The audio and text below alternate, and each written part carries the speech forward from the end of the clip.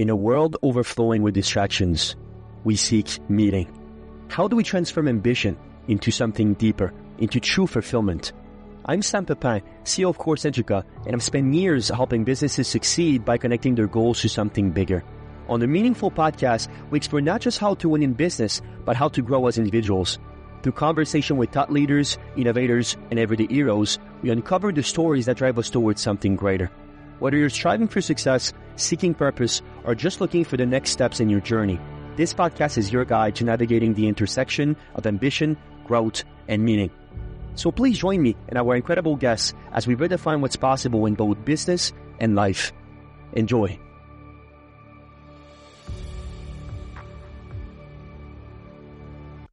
True strength isn't about pushing through exhaustion. It's about knowing when to pause, recharge, and realign with your purpose.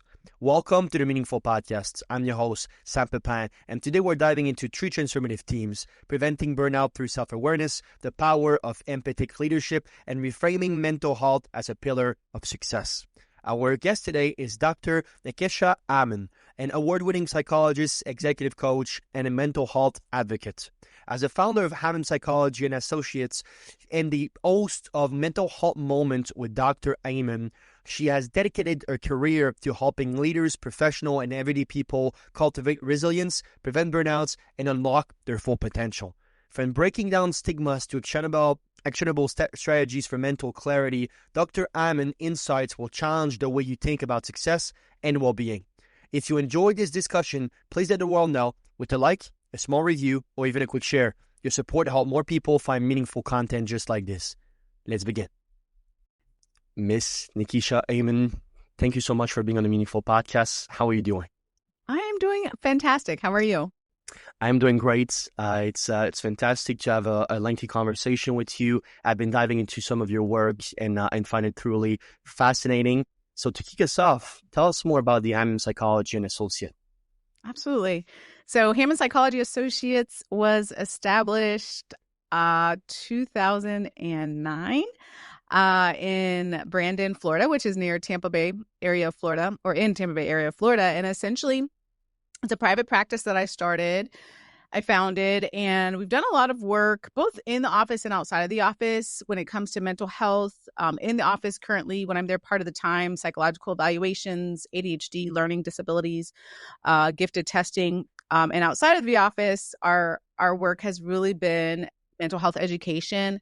So I've spoken to a lot of different groups and organizations, especially now about leadership and burnout prevention. So I would say it's been a journey. It's been a beautiful journey, and we're grateful to be in this space of mental health. Absolutely. It's such an important topic. And one thing I want to begin with is just sort of some of an overview, of your very distinguished career as a psychologist, executive coach. You touch also, like I said, a lot on your show about the mental health moments. There's obviously, you got a lot of accolades under your belt as well. And it was very interesting for me to be able to see that how you went to that path of purpose for you, which was truly owning it on mental health. If you can basically do a little bit of a timeline of your own story, beginning where the first thing I was able to see was you as a psychologist, but was that the first profession that you had prior to being kind of like in the coaching and psychology industry? Yeah, it was. It was the very first thing that I started straight out of graduate school, actually. I jumped right in. I was terrified. I will say that. Let me back up. I was absolutely terrified to start a private practice. I felt like I had no idea what I was doing starting a business because I went to school for psychology. They don't teach you about business, or at least they didn't when I went to school. But that was the first thing I started. And then over time, we really started to recognize that there was so much of a greater need in the community when it came to mental health. So that's why it's looked like a lot of different things. Like you said, I've done a lot of work with the media. Public education is extremely important, extremely near and dear to my heart. So doing a lot of work with the media, doing a lot of work with different organizations, speaking to a lot of different groups. I've met outstanding people in my office and also outside of my office and on my travels throughout the globe. And really, really grateful to be doing this work because it's very life-changing when you get the education that you need to understand how you can change your life and transform it for the better. It's literally life-changing when you understand that. Certainly is. Certainly is. And what that was interesting to me was why did you decide to focus so narrowly on mental health itself? Like you said, you went the media route, obviously as a psychologist, you touch on a multitude of subject, but why mental health was so important for you to perhaps pioneer? Yeah. Well, you know what's interesting about it? Great question. It was actually something that was of interest to me even in high school. I remember I've always read a lot and I still read a lot now, but I still remember being in the library when I was in high school and I stumbled upon this book called The Power of Your Subconscious Mind. And it's such a great book. And I've always been fascinated with mindset and how the brain works. And so fast forward now, of course, just being in the field, and the last book that I wrote was about mindset, because to me, when it really boils down to what is it that if we just focus on this, it can really help us to thrive as an individual, it's your mindset. It's how are you thinking about the world? How are you taking care of yourself? I preach at length about holistic self-care. Like, how are you doing physically, emotionally, spiritually, mentally? All those things are important to you if we're talking about personal growth. So that's something, and I'm still in the study now, of course, doing the work that I do about mindset. So it's definitely a professional journey for me, but it's also a personal journey as well. Yeah, absolutely. And one thing that you also tied in with mental health is leaderships. You're very much of a leadership driven basically person. And one thing that I think one quote that I suppose owned in on that vision of yours is, I suppose true leadership is not only about creating balance, but it's also this understanding that leadership comes within ourselves. This idea where with a better mindset, obviously you become better equipped to serve the world. When you're thinking about some of your advocacy concerning basically mental health and some of your journey, I want to dive a little bit deeper into your role as the president, basically, of the Florida Psychologic Association, which was kind of like a major role for you, where you held obviously quite an interesting leadership position. How did that position shape some of your ways and some of your process and methodology concerning mental health? Yeah. And that was a great role when I was in that space, because when I was president of Florida Psychological Association, first of all, I worked with an amazing board. It was a great experience, but we really got to understand a lot of the mental health issues affecting psychologists at the time, as well as members of the community. We were doing work, or I still continue to do work legislatively, just to advocate for mental health, which is important because there's a lot of different ways for mental health to improve. I know this is a huge question, especially nowadays. There's things that we can do within ourselves, of course, to work on our own well-being. There's also advocacy work that we can do. So if you so choose, like working on changing different policies, working on legislative changes that need to be made to help us with our mental health. So that was one of the things that I really learned with that group. Again, like, what are the challenges? How can we help this? There's over 1,000 psychologists when I was president at the time, that we were just trying to work together, and like, how can we really help the community? How can we work as a group, as a team? What are the needs? Like, those are a lot of the conversations that we were working with as a board and as a community at the time. So it was a really great experience. Sure. And mental health is often associated to a very personal topic. It's a personal struggle, personal traumas. When you were discussing with a board as qualified and as high level, perhaps within this organization, these associations, how does that unfold? How can we make the parallel between personal struggles and mental health, and perhaps more of a collective approach to solving this issue? Yeah, great question. And it's really both. It really is both. So, while I was on board and still now, I think a lot of us in the mental health field, we do different things in different ways for mental health advocacy. Sometimes it's in our office, sometimes it's outside of our office, or a combination. But it really is important for people to get the information. Like, people struggle, for example, with understanding what is anxiety, what is depression, what is going on with me. Am I quote unquote normal? Even though I don't like that term, am I okay? Do I need to see a therapist? Those are a lot, millions of people struggle with questions like that. And so if we as a mental health field can continue to get into communities nowadays there's social media, there's this podcast, right, that you have. I mean, there's ways for us to really amplify these messages and make sure we're reaching as many people as possible. Because again, it's to the point now where we can save someone's life in some cases, or we can at least improve the quality of someone's life, which people deserve to have a good quality of life. So that I would say is one of the things that sort of comes out of that. Like, how do we work on our advocacy and our education, which look like different things? Beautiful. And for you specifically, obviously you're quite a seasoned professional in this field. When you're thinking about the state of mind of most people, and let's start with the Western culture as we know it a little bit better or a little bit closer to it, is it perhaps do you see the mental health problem accelerating basically in our world compared to, let's say, 20 years ago? How can you compare basically where we currently are compared to basically I suppose early 2000s? Yeah, I think the stigma of mental health, because we've been talking about this issue so much, has been getting better. It's not where we would like it to be at, but I mean, I feel like when I was growing up, it's something I've talked about actually with a lot of individuals, is that I don't remember conversations about mental health. I don't remember conversations about self-care, taking care of myself. Like, that wasn't a conversation. But now, as we see in the media, social media, podcasts, right? There's a lot of information about mental health saying it's okay to not be okay, and saying it's okay to go to a therapist, and saying every single person on the planet has mental health.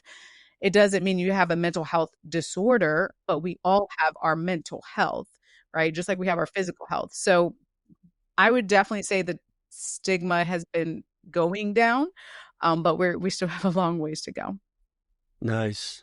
Interesting. And the stigmatization, I think, is very important because it seems to me, and I'm a very performance-based person as a business owner myself, and we live in a world where these days there's a social pressures of performing, there's a social pressures of being great and redefining basically expectations and so on. And that's fantastic. And that, I think, leads to productivity and innovation in some cases. But therefore, sometimes we also go basically past the lines of basically a healthy living. When you're thinking about some of the work you were doing also in media, because to me this goes beyond the headlines. This goes obviously to the heart and soul of any of our society and our cultures. When you're thinking about the fact that the stigmatization is less and less now, we're more and more prone to talk about it. Do you believe that it's a great thing that we should continue on basically that path of ever flowing basically conversation about it and making it as quote unquote normal as possible? Yeah, I absolutely do. So one of the other challenges that comes about, though, which I've seen uh, personally, and I'm sure it's in the research as well, though, is so the goal was many years ago to have awareness about mental health, right? Which is starting to happen. We see the conversations. But now it's okay. I know, let's say this person is saying, I know I have an issue with anxiety or depression or whatever it is that it is. Then in some cases, you have to get treatment for it. And that opens up like a whole nother level of issues, because there's issues with health insurance, there's issues with treatment, there's also the stigma of getting help. So I think we're doing better with the awareness. We're hearing the terms mental health, we're hearing the terms burnout, stress, take care of yourself, self-care. But now we also have to, and I say we as a community have to think about, okay, now how do we heal? Like, what are the ways to heal? And we deserve to heal. And what does that look like? And what does that cost? And, that's like the part two of this as well. Absolutely, and I'd love to dive deeper into that bridge if we can. The to me the just information wise, there's more obviously information ever in humankind actually about mental health and how to take care of yourself. But it's very unclear to me that actually have a direct correlation with people actually working on mental health, actually working on themselves. Where do you think the disconnection might be, and how can we perhaps optimize that bridge to a point where we don't only talk about it, but we get to the bottom of that issue and try to change as many lives as possible? Yeah, you're absolutely right. The information, I mean, we have so much information, right, at our fingertips. But also, what's really critically important is who you surround yourself with. So there's a ton of research that shows the people who are surrounding you, are they supporting you?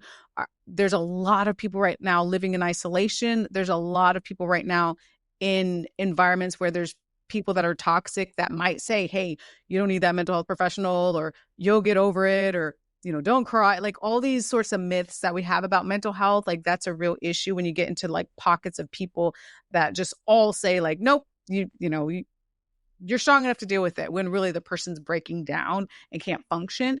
So that obviously is a concern. But what's been really neat for me is when I go into different communities and have conversations, I've found that, and like when I'm speaking to different groups, I found that some people are starting to even have the awareness of like, okay, I understand I need to put myself in a more supportive environment.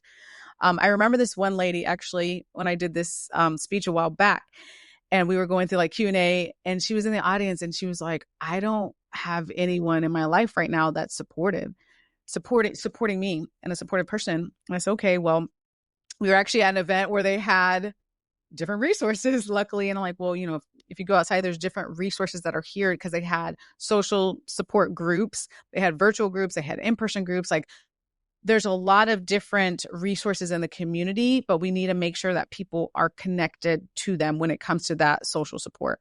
Because that piece, like you said, like what's the missing piece? That's one of the pieces that are missing, to make sure we're doing our best to be in places where we're supported. Yes, and that's so important. I recall an incredible quote by Jim Carrey, which is, solitude is dangerous, it's very addictive, it becomes a habit after you realize how calm and peaceful it is. And we've been seeing from all research that, unfortunately, we need to be careful with isolation, because it can lead actually quite quickly and quite rapidly, basically from our study, to loneliness.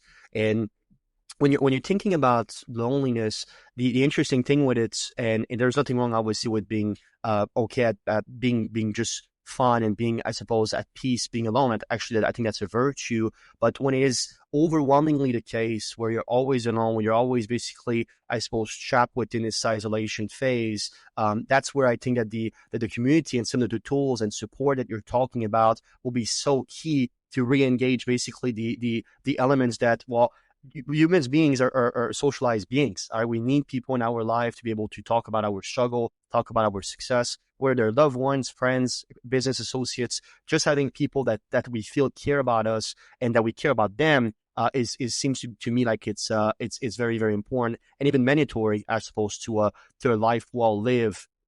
One thing that was very interesting to me when I was studying some of what you were working on is very much basically what you call from burnout to breakthrough. And some of the strategies you're using for burnout preventions, obviously emphasizing also ways in which we can integrate mental health into leadership frameworks. Tell me more. Let's unpack some of those strategies that you basically utilize to make sure that we can educate our audience, please. Yeah, for sure. One of the strategies that I love to suggest to people, because we're all so busy, especially like you said, when it comes to leadership, in some of the spaces I talk to, people are climbing the corporate ladder, and I get it. Or even with entrepreneurs, it's like, oh, on to the next thing in business. But it's also critically important that as we also strive to take care of ourselves. So there's 3 questions that I often suggest that people ask themselves, preferably once a week. Like jot it down somewhere and be honest with yourself.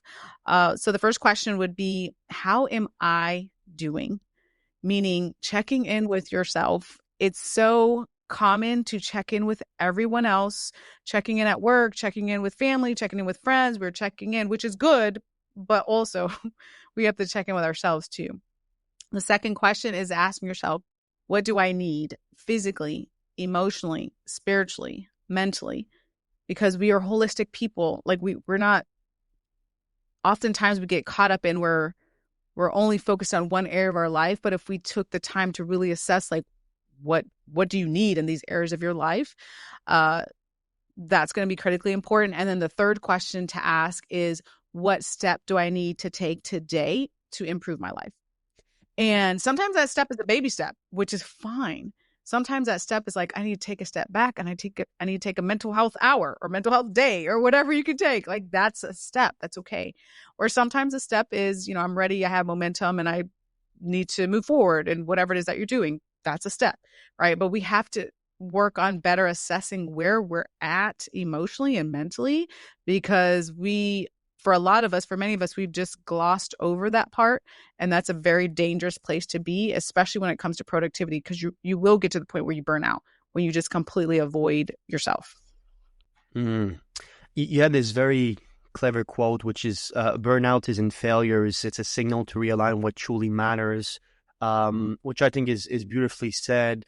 When you're thinking about realignment and what it means in the modern world, being so busy, like you said, what does that typically look like in your experience with busy entrepreneurs, thought leaders of any sorts? Yeah. Realignment really means you take a moment. I know it's hard because all of us, like I said, we're all busy. Our minds are busy. We're doing different things. But when you take a moment and ask yourself, where do you need clarity? Where do you need to realign? Right? Sometimes it's work-life balance. You need to adjust that, and that's okay. And it's not overnight most of the time. But sometimes it's in your workplace. Sometimes it's with family. And sometimes if you really sit with yourself and you're quiet and you give yourself some quiet space to try to figure it out, where do you need to align? It could happen on your own, or you can use a coach in whatever area of your life you need to help you through that process. Like you're allowed to rely on other people and other experts as well.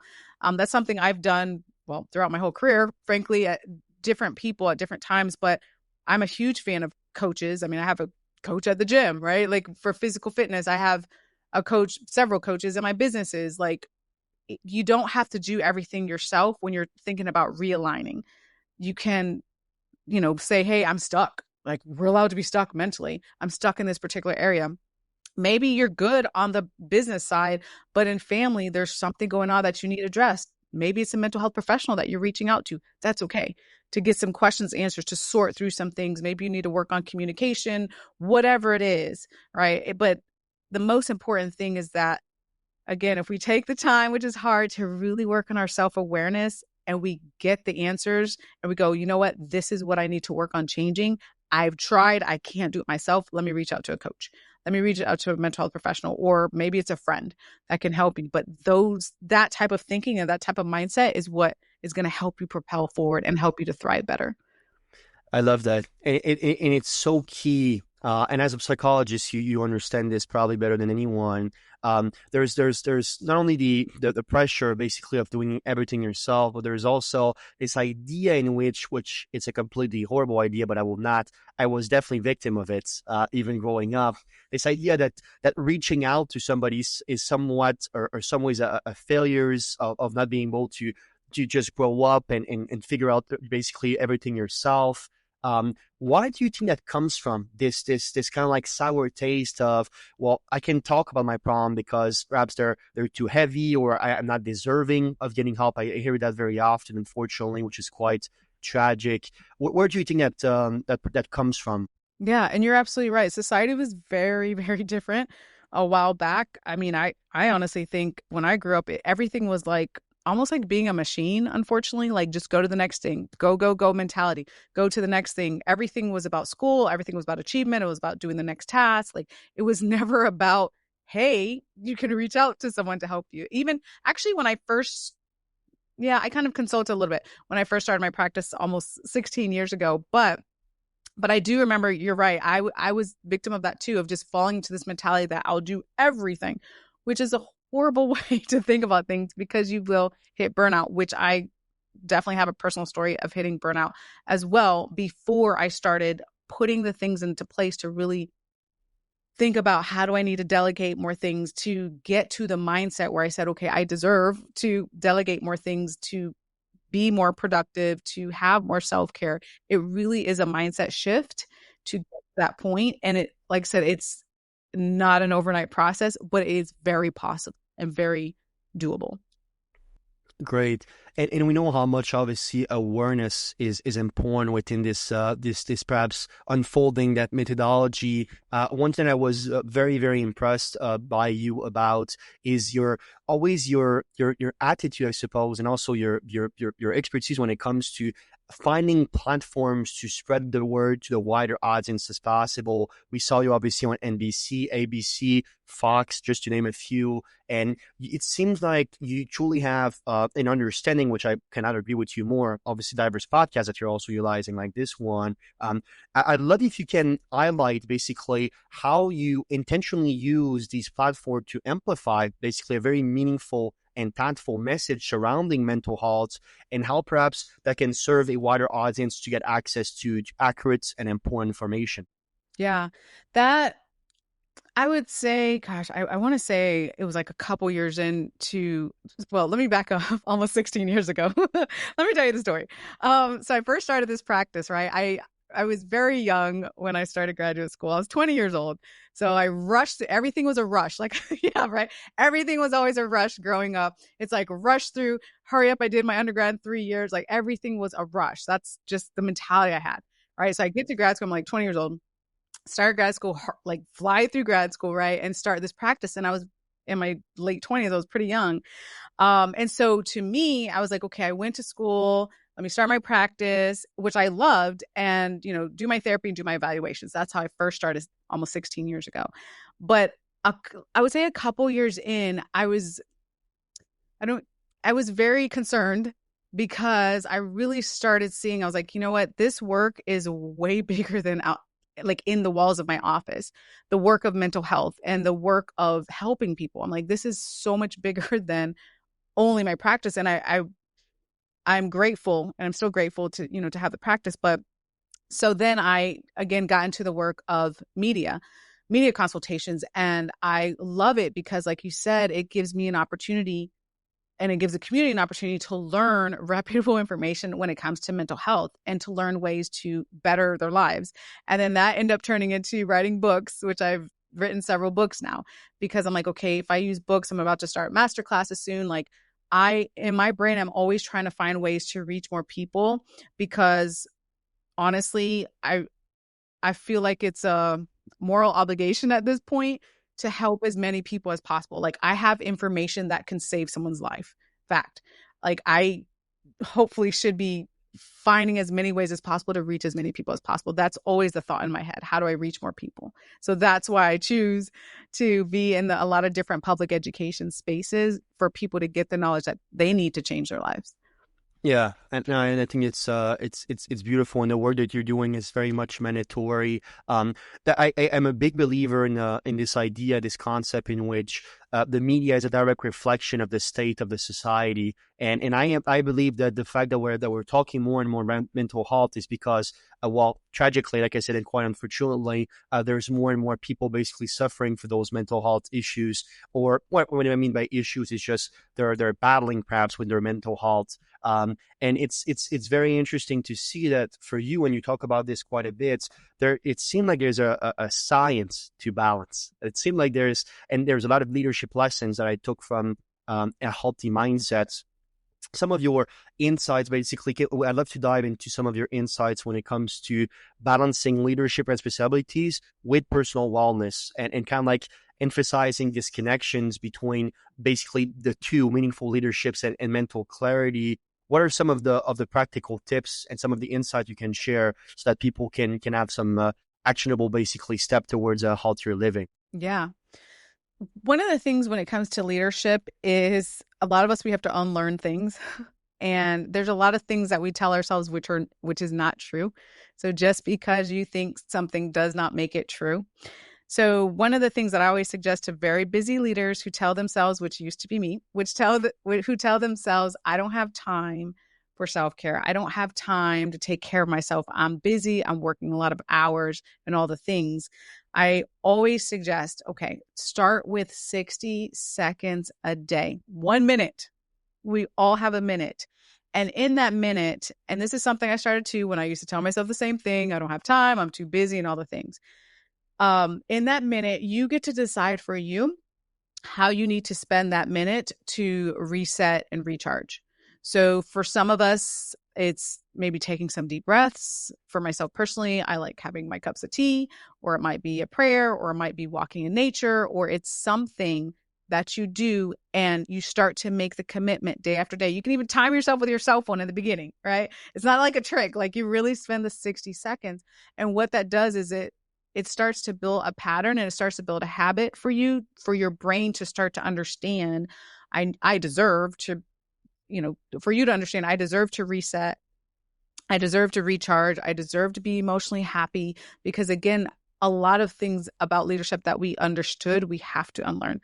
So that's one practical example of something you can do. And again, I did it personally. I take way more than a minute now for my self-care, but I did not start off that way, because again, I had to unlearn this idea that you have to be busy every single second of the day and you don't make time for yourself. That's not a true thing if you want to be a better leader.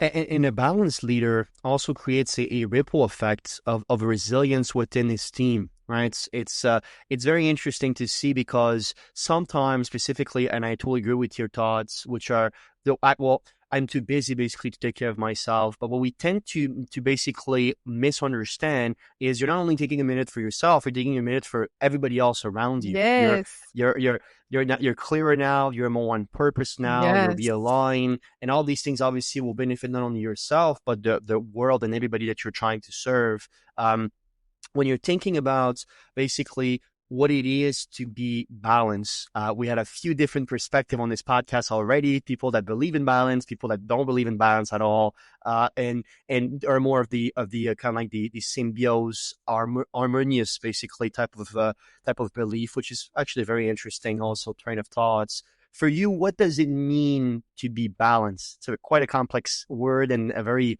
I suppose, deeply meaningful word, but how would you categorize balance, and why is it so important to strive for it?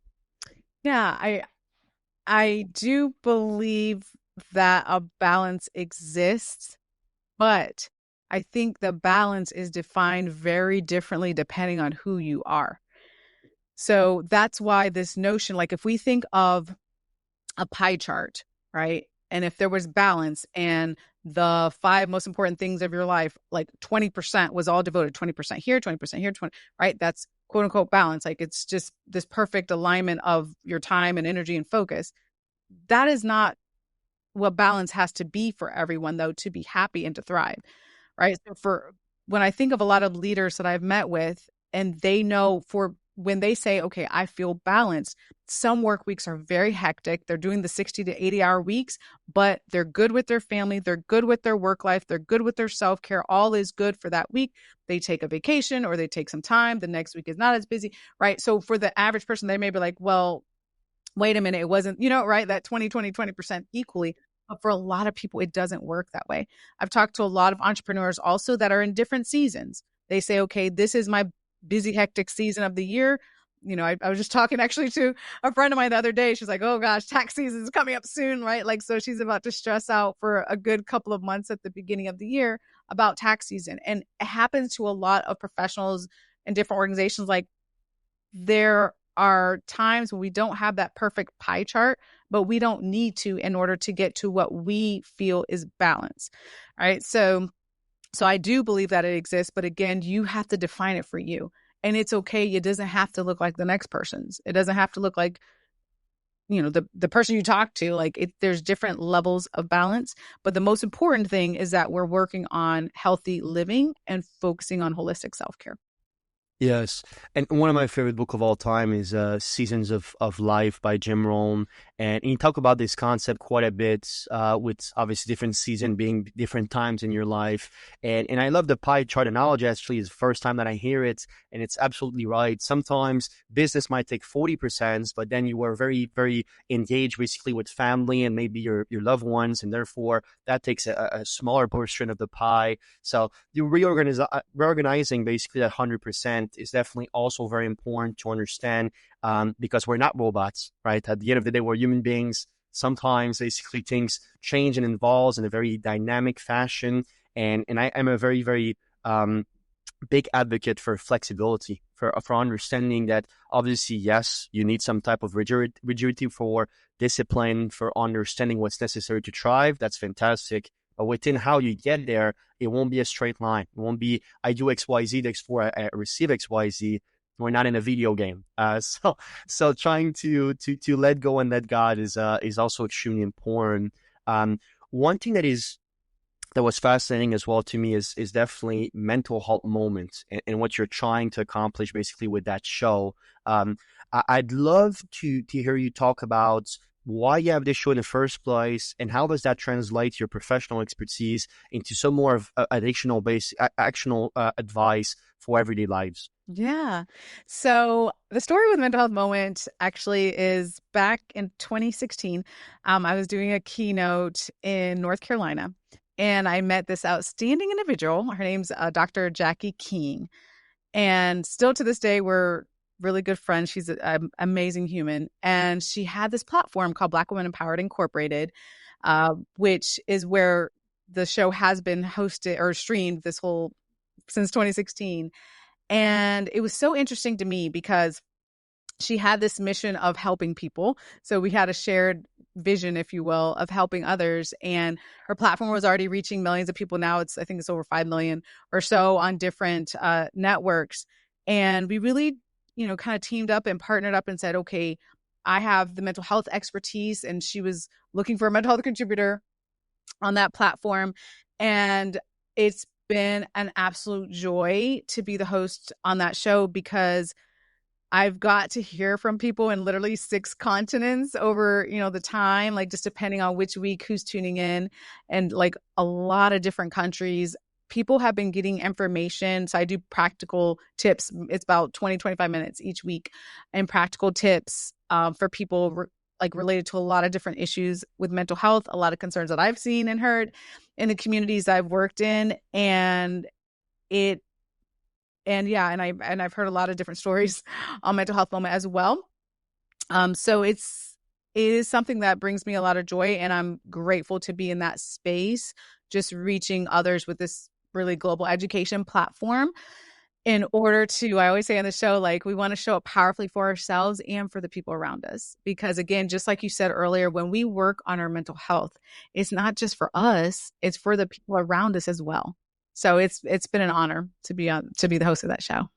Yeah, it most certainly is. One thing I was always interested by, because we do have an international platform ourselves, is for you specifically, when you're thinking about some of the mental health issues we're facing in the West and more precisely in North America for both of us, does that also translate to other parts of the world? Are they asking themselves the same questions?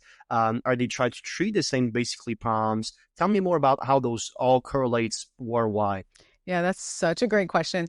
And it's funny because it actually came up one time on Mental Health Moment. I remember, anyways, there were people in the comments. So I'm always reading the comments, and someone was more or less saying, excuse me, in the country that they were in, that the mental health treatment system, if you will, was very different. And they're like, yeah, it's not like America per se. The therapy system, if you will, that we have, or the mental health system in America was different in their particular country. And I thought that was interesting. So I said, okay, I totally get that. And I do understand definitely globally, culturally, like there's a lot of differences when it comes to mental health.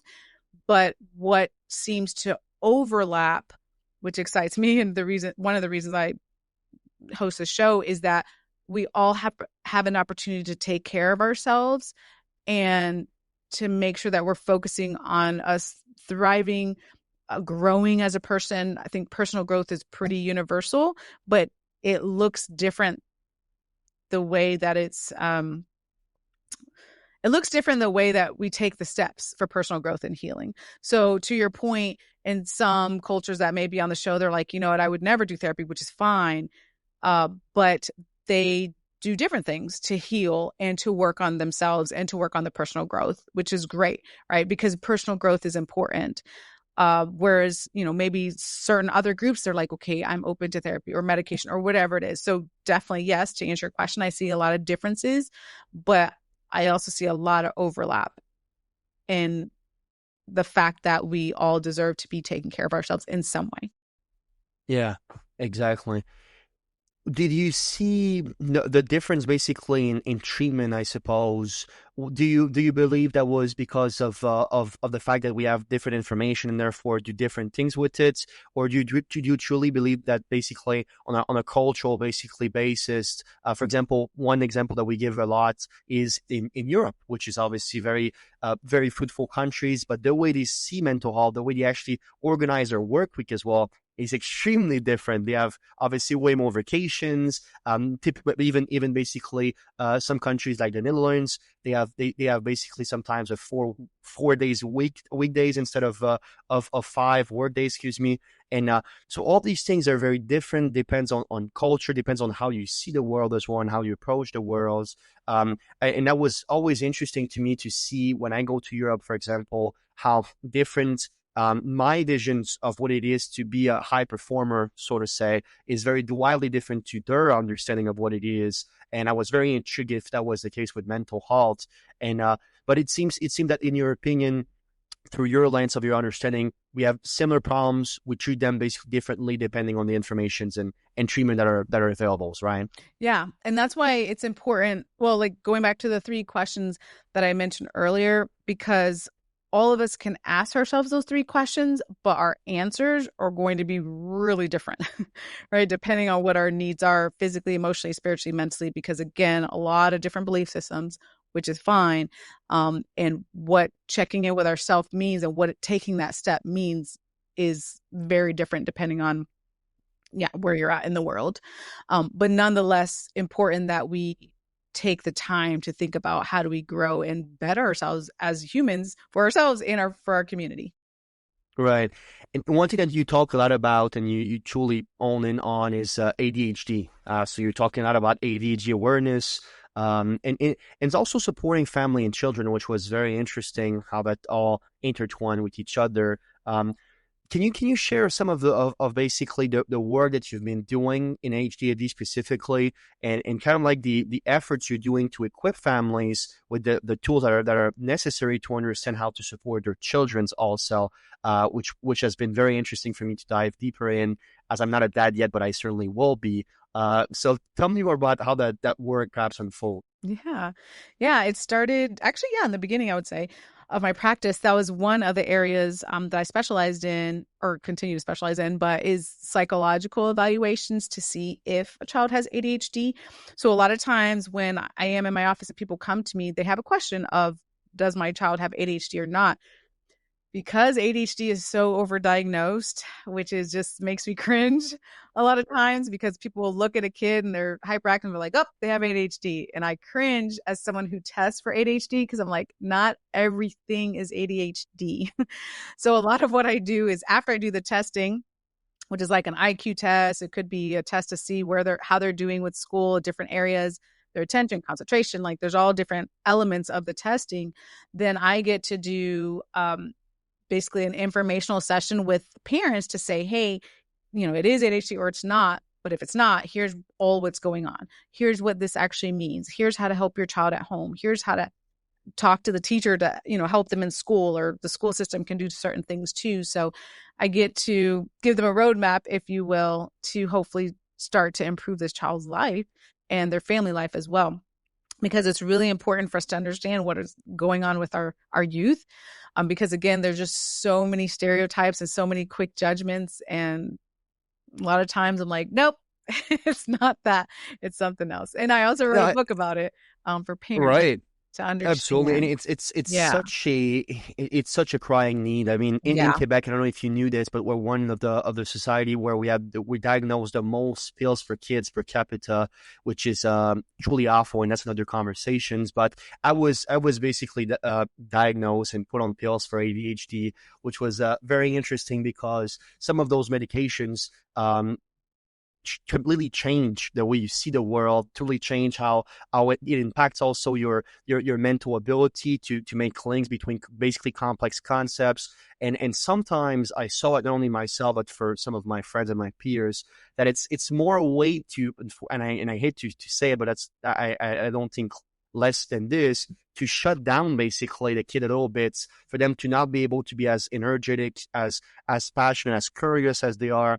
And I think that's actually very dangerous for society to be trapping some of those truly novel and beautiful and perhaps basically elements of life that could be qualities if you basically moderate them the right way. So some of your work when it comes to making sure that we have an accurate diagnosis of what it is, and making sure that we have ways, natural ways as well, to basically either solve or to reduce the effect of ADHD is super important. Like sports, right? Getting outside, trying to get a way in which you can express your energy in other ways, and just being the clown in the classroom. That's also very important. Do you have any children, by the way? Yes, I do. I have a 12-year-old son.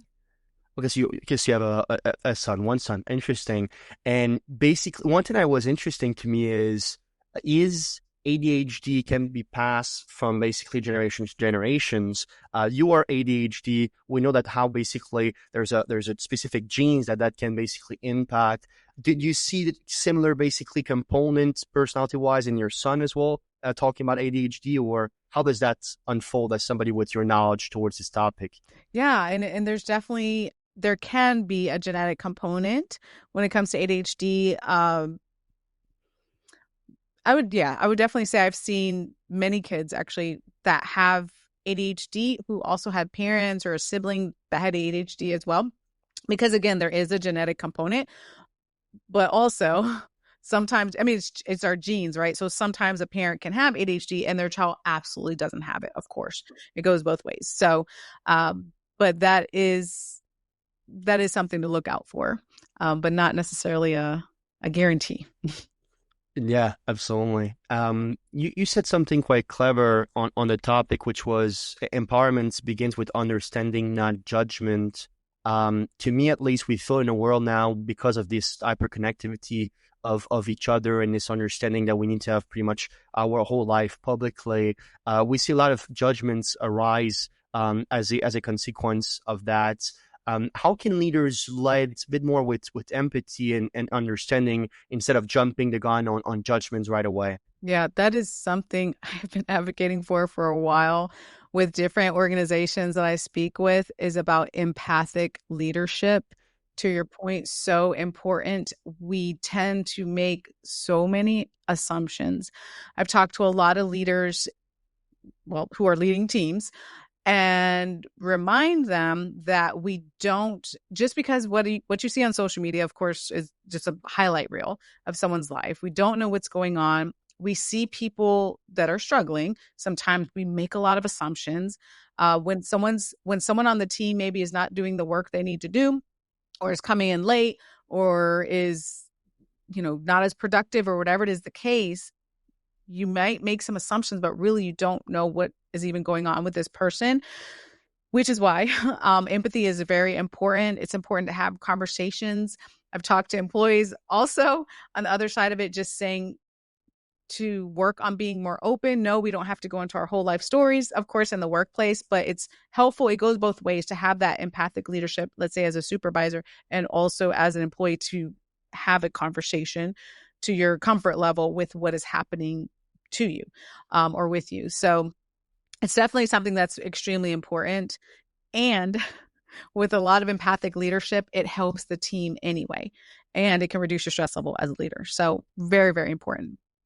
Exactly. And a more clear and a more peaceful mind also leads to better decision makings, and therefore directly impact the bottom line. So this is not about just basically the some personal basically wealth and personal health, but also on a professional settings. This will impact every single core component of your business, and therefore you'll be able to serve your team better, your clients better, and therefore have a more thriving business. So I truly think there's a holistic component there as well. Have you seen that with some of the leaders that you work with, that once they work with you, they're sharper, clear, and therefore make better decisions and have better outcomes? Yeah, I've seen definitely for sure. And like the research, even in like the benefits of, well, burnout prevention, if you will, but taking care of yourself, having the empathic leadership, the benefits, like you said, for the leader themselves and for the team when it comes to productivity, when it comes to reducing people not showing up to work, or again, being at work physically, but mentally they're not there and they're checked out. That happens too. So it reduces a lot of that. And to your point, for a lot of organizations and corporations, it helps your bottom line as well. So there's so many benefits when we take the time as organizations to say, okay, let me try to make sure I'm having conversations about empathic leadership. Let me make sure I'm having conversations about this person's well-being, knowing that it's going to help them personally and it's going to help the company as well.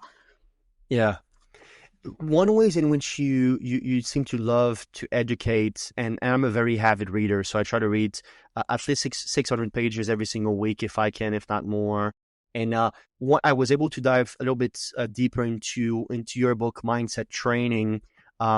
For you specifically, and we touch on mindset significantly during the duration of this recording this far, but I'd love to hear more about why is it so meaningful and important for you to be able to share some of your knowledge in written forms. You're obviously a basically bestseller author now, and that is surprising as a standalone basically feat. But you do so many other things as well that it seems to me like your goal, obviously, as an educator, as your objective is to meet and spread awareness towards the most amount of people. But I was truly impressed and wanted to hear and to pick up your brain, I suppose, on why taking the time to write books, which obviously I'm in the process of writing my first book. It's a very time-consuming behavior. That's exciting.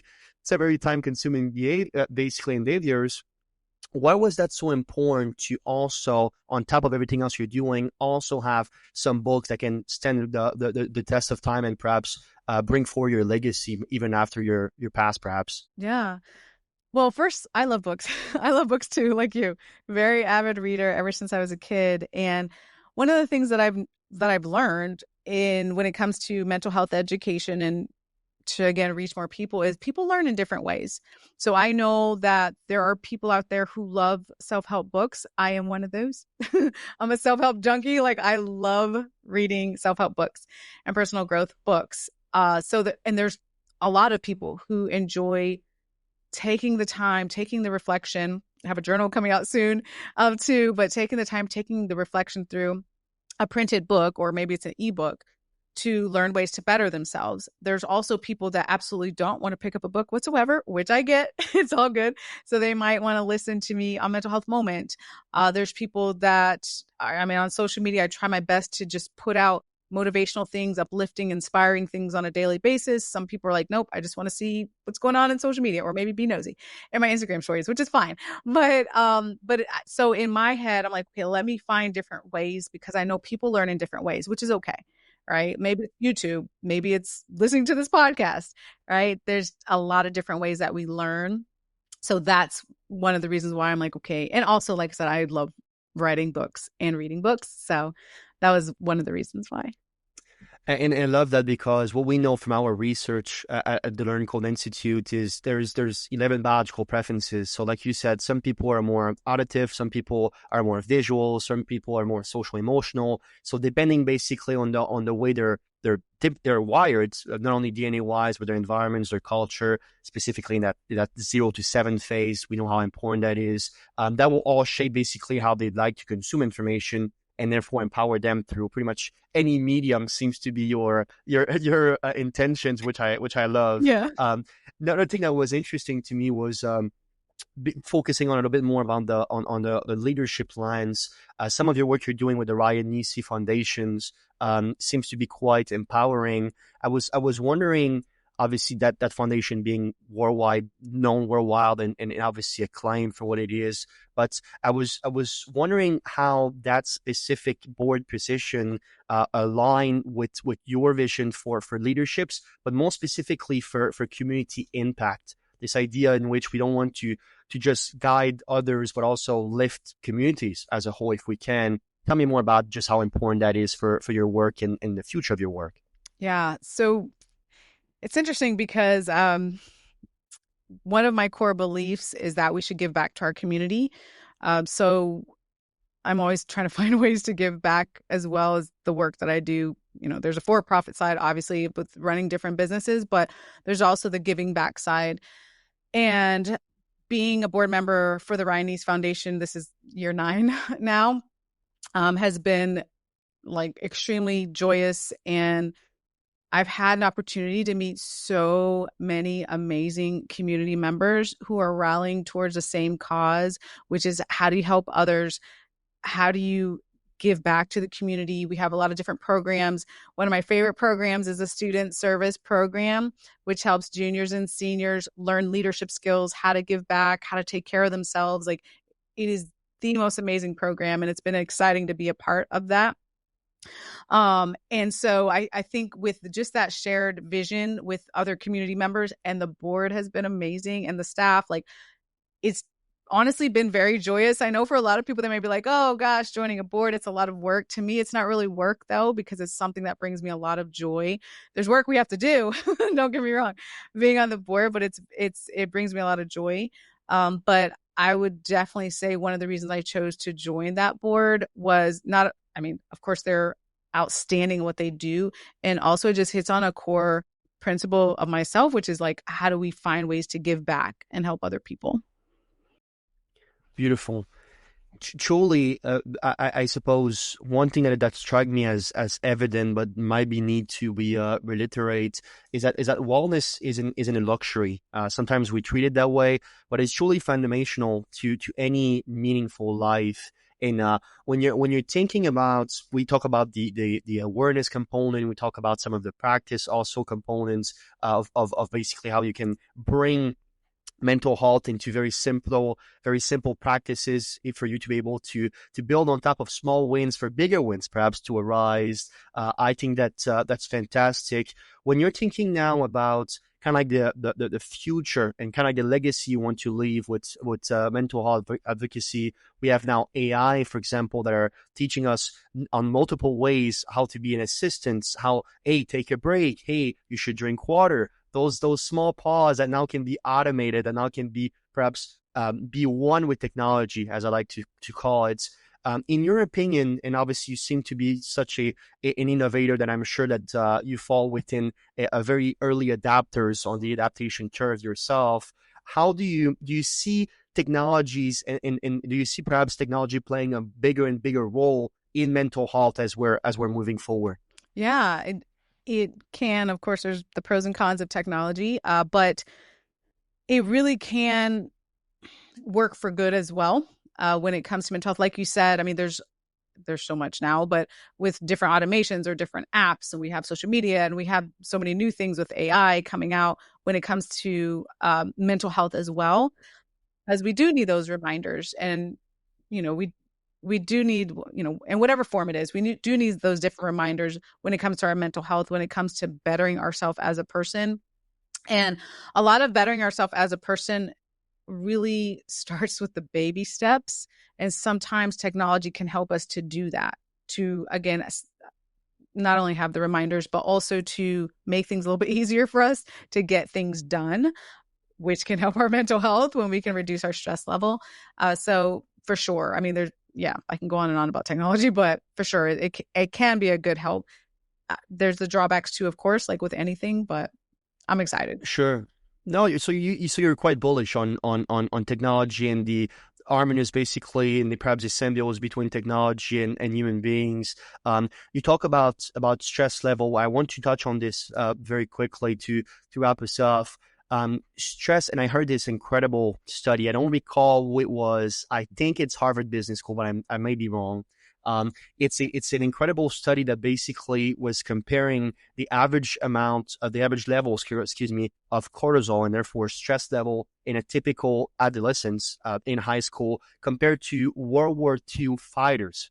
And what we were seeing is nowadays, not only are people much more basically stressed than ever, even as basically as simple as just going to school and having some typical homework assignments. And to me, when I read that study, which we will link certainly inside of this podcast, it was mind blowing to see that it's very simple to see what I call the tangible stress, right? That what you need to do, how fierce your environment is. For example, someone at war, we don't need to explain why they're stressed. It's quite straightforward. But it seems to me now that most of our stress comes from the intangible, from the perceived idea of what would they think of me if I do such things, of this constant pressure basically of shaping yourself. And even I go as far as dancing with yourself, not only personality wise, but the way you basically it molds within your world and their world as a whole. For you specifically, as a mother, as a speaker, as an author, as a psychologist, if you could boil it down to some very simple rules of thumbs to be able to alleviate some of that stress and understand that it will be okay. Tomorrow will be there, and the sun will rise, and the sun will go down at night, and so on. And it's not the end of the world, perhaps, to feel stressed. What are some of your best tips concerning how to treat that, or I suppose make the most of it? Yeah. So I am a believer of affirmations, meaning affirmations are hard for a lot of people because you say things like you just said, like telling yourself it cannot rain forever. Like things are going to be okay. I'm going to be okay. They're hard sometimes because we say things, first of all, we say things to ourselves that are not true all the time. But when we say those type of things and we're in a dark season of our life, it can kind of be like, seriously, things are not going to rain forever. No, this feels like it's going to last forever when we know it's not going to. But it's training your brain to at least start to say those positive things to yourself, to work on retraining your brain that you can get through, that I am fill in the blank. I am strong. I am powerful. I am able to get through. I deserve to be emotionally healthy. I deserve to have happiness. Like I think I wrote a lot of affirmations in my book, actually my mindset training book, because, and it's funny because the feedback from some people were like, they were crying when they were reading things like that, because we tell ourselves a bunch of things that are not true, but it does we have to take the time to start training ourselves to remind ourselves that we deserve good things and that we can get through. And we're actually building up what I call our mental armor, if you will. We can't always control everything that happens to us in life. That's life. But we can work on better controlling how are we dealing with it? How are we building up our mental armor for the things that come up? And how can we get through and have resilience in those times? Interesting. And to truly, I believe that a meaningful legacy is one that inspires others to take the baton and run further. And I think that perfectly describes not only your work, but who you are as a person. Dr. Nekeshia Hammond, it was a pleasure to have you on the Meaningful Podcasts and go very deep to some of the most pressing and I suppose crying needs when it comes to topics of mental health and resilience and what it means to be a leader. Was truly fascinating. I would love if you could share some of your last thought with our audience, please. Yeah. So I want to remind people that you should work on making yourself your number one priority.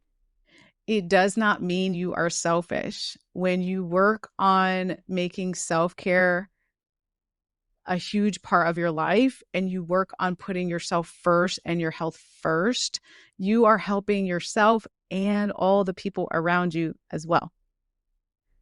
It's not easy all the time, but it's very possible. Thank you for spending your time with us today on the Meaningful Podcast. If you enjoyed this episode, please leave a review or share it with someone who could benefit from it. And always remember, your story matters. Make it meaningful. We hope to see you next time.